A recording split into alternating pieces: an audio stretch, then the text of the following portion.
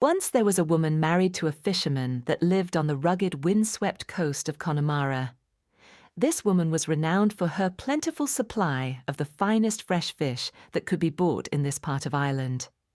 But lately she noticed the best, most expensive species of her catch began to mysteriously disappear overnight. Irritated at her losses, she began to keep vigil and caught a glimpse of a great black cat scampering off with a large Atlantic salmon in its mouth. The next morning, as a tempest howled outside her small stone cottage, a small turf fire flickered, casting a muted orange dancing glow on the whitewashed walls of her dimly lit room. The fire smoke permeated the air with its familiar peat aroma, mixing with scents of fresh fish, raw sheep's wool, and salt air.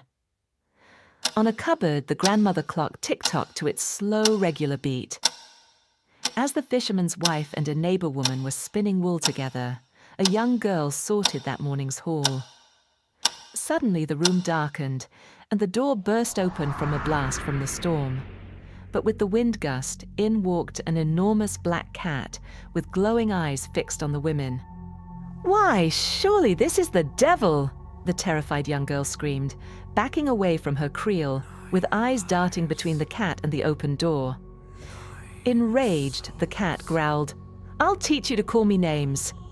And in a blur of motion, it sprang at her, gashing her arm with its claws. "Maybe now you will learn to be more polite when a refined gentleman visits," the feline warned. And with that, the cat rushed over to the door, slamming it shut to block the terrified young maid from escaping. Hearing the horrible commotion, a neighbor attempted to open the door, but the cat pushed back and blocked the threshold. Indignant, the man managed to whack the cat with his fighting stick, but the cat was more than a match for the neighbor and bloodied his face so badly he ran away.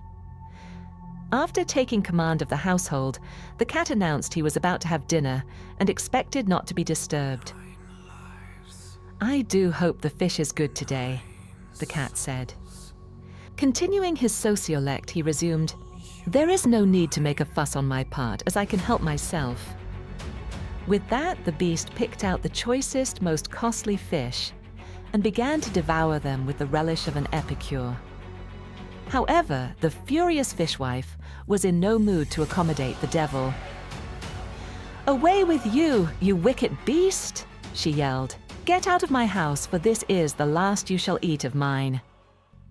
At that, she whacked the gastronome with her broom handle. Appearing undeterred, the cat smirked as it continued eating his meal. Now provoked into a fury, the wronged women began beating the creature with blows so severe they should have killed it.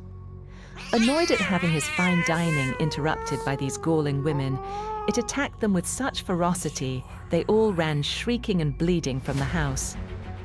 But the determined wife soon returned with a bottle of holy water she had procured from the chapel. Surreptitiously creeping back into the house where the cat was busy picking out more delicious titbits, she flung the holy water onto the thief. With a cat howl, the monster immediately began to evaporate into dense black smoke that filled the room. Once the noxious fumes had cleared, the women saw the shriveled-up cat's body slowly disintegrate into dust. After that, the evil cat was not seen again in this part of Connemara.